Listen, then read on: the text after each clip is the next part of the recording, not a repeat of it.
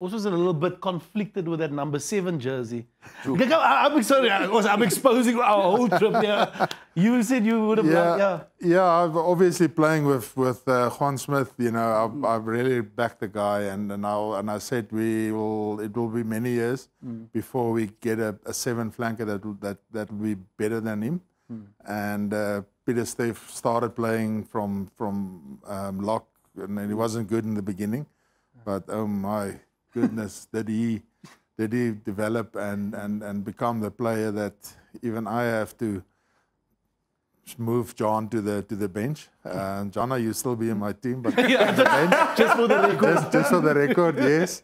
Yeah, but I mean, Pieter-Steph is just a phenomenal player. You know, his work rate, his philosophy around the game is so much similar to mine. You know, we don't talk. You know, he's the guy that you just rock up and play, and people know about him, and the people, you know, the players respect him so much. And John Smith was the same. You know, he really brought it to the game. The guys respected him. You know, and then when he spoke, everybody listened. You know, so and I think Pieter-Steph is probably in the same mold.